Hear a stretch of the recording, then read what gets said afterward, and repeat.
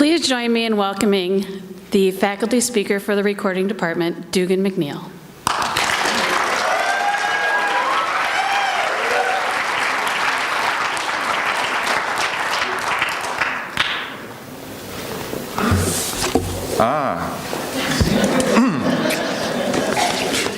You can't know the players without a program.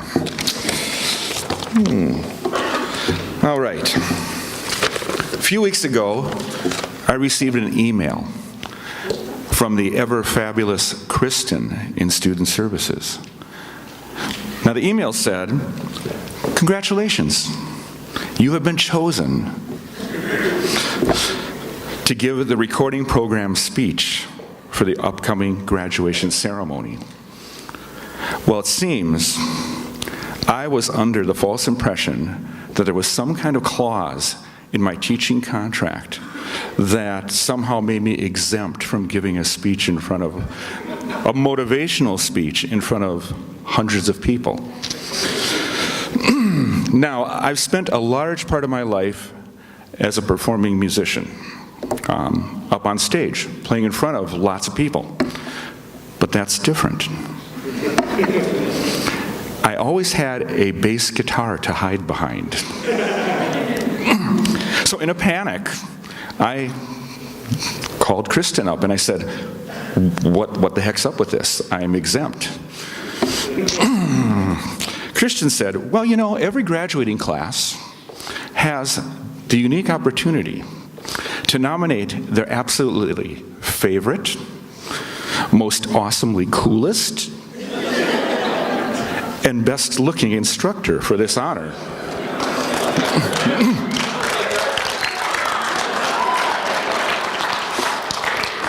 To which I replied, what, are Snow and Steve Yeager not available? She said, no, believe it or not, they requested you. So here I am after all these years, back up on stage, taking requests. No Freebird, please. Feeling pretty good looking, though. Will you indulge me for a second?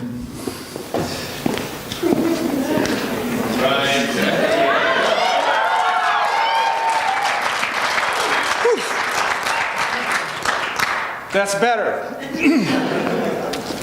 Okay, I have a, this might be tough. I have a way of teaching. My teaching style is I like to make a point, but sometimes I preface it with an unusually long story. And usually Ray walks in my room and requests the unusually long story. So I'm going to tell you an unusually short story about how I got here. And hopefully, as I tell this story, I can impart some sort of life lessons for all of you. Okay? I have loved music for as long as I can remember. But as a kid, I never imagined a life, a career in music. I always thought of myself more as comic book guy living in his mom's basement at the age of 35. That was me. All that was about to change when I was around 16. Myself and a couple of buddies walked into the local music store, the neighborhood music store. And it was the first time we were captivated by the beautiful guitars adorning the walls and the sparkly drum set in the back and the walls and walls of Marshall amplifiers and Fender amplifiers and Vox amplifiers. And in my head, I was thinking, you know, this might be a good idea. Maybe I can finally really find a way to impress what up to that time had been the ever-elusive opposite sex, being comic book guy. In my moment of contemplation, my best friend says, I'll play the drums. My next friend says, I'll play the guitar. And I got stuck with the bass. Is that kind of like your story, Paul? Pretty close. Yeah, okay. Only his brothers picked all the good stuff first. Yeah. Okay.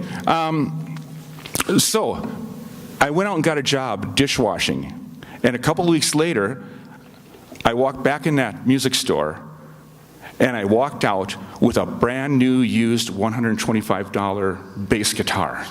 Okay? Now, an amazing thing happened, though. It turns out I liked playing the bass guitar. In fact, I loved playing the bass guitar. I practiced every day, and in about 2 years, I found myself making $200 a week in a working band. So I moved out of my parents' house. Here's my first piece of advice.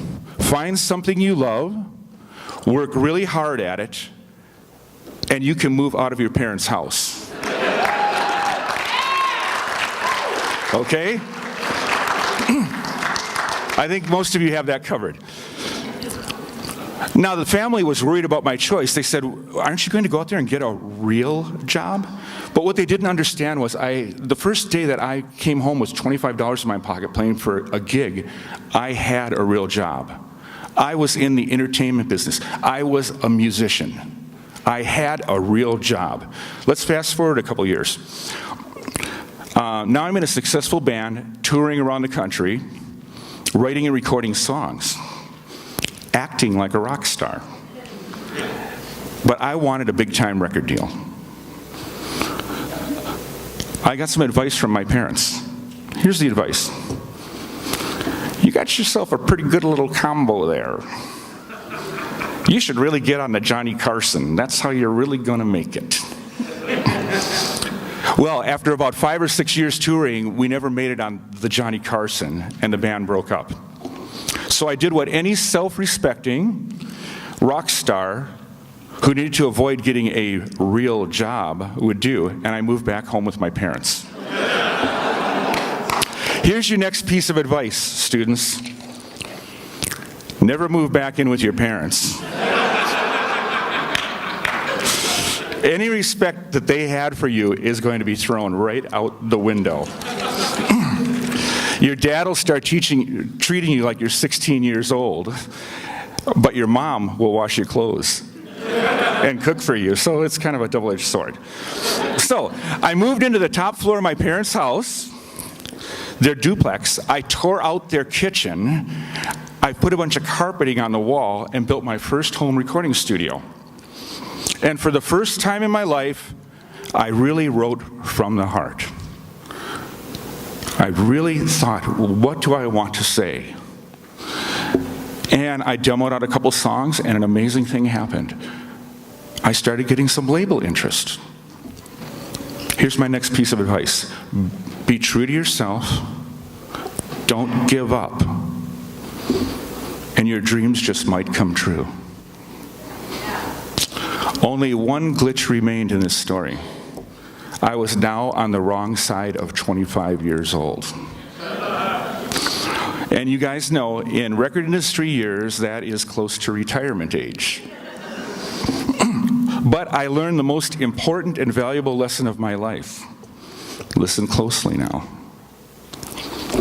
Always lie about your age.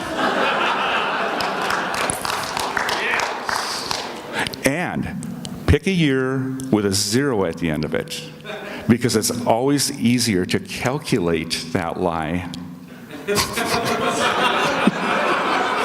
And you will never be caught in it. 1980 is my year. I'm going to set this down.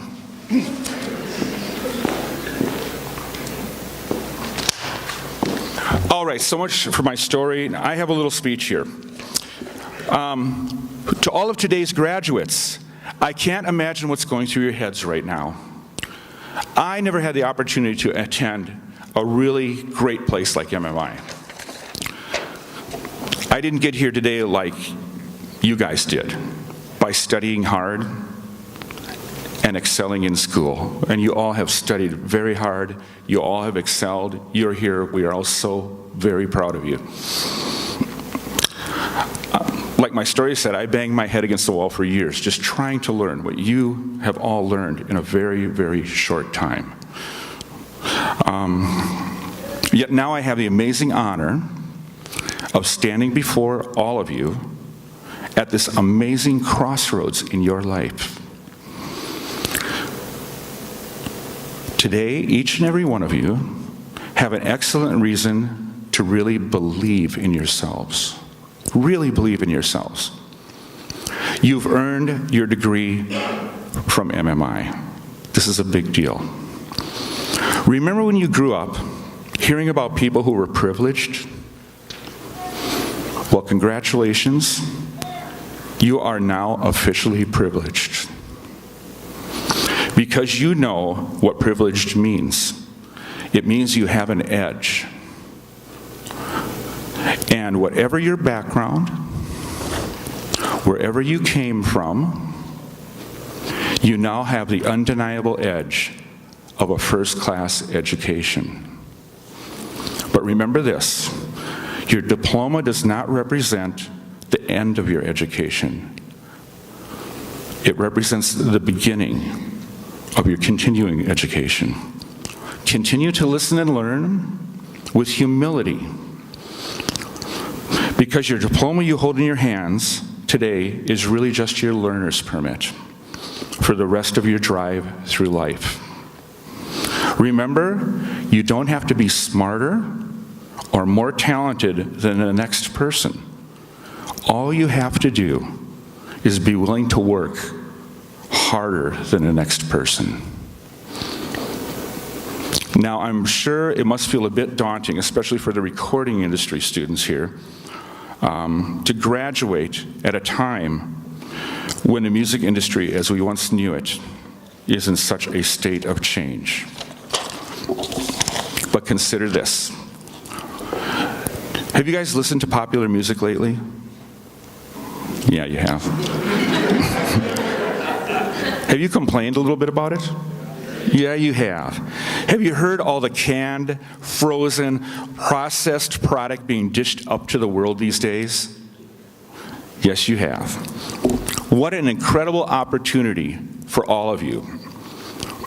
All of you composers, musicians, producers, to shape what we will be listening to in the future. This is your time. This is your time to make the change, okay? While most people are satisfied with the junk food that is being served to them every day, this is your chance and responsibility to show us what a real banquet music can be. You have all the tools, you have all the skills, you have the talent, you have the drive, and you have the personality. Some of you maybe a little more than others. Who's he looking at? So, you all have learned how to cook. Now go out there and cook us up a delicious banquet, okay? I think we're all pretty hungry here. Congratulations to all the graduates. Thank you. Good luck.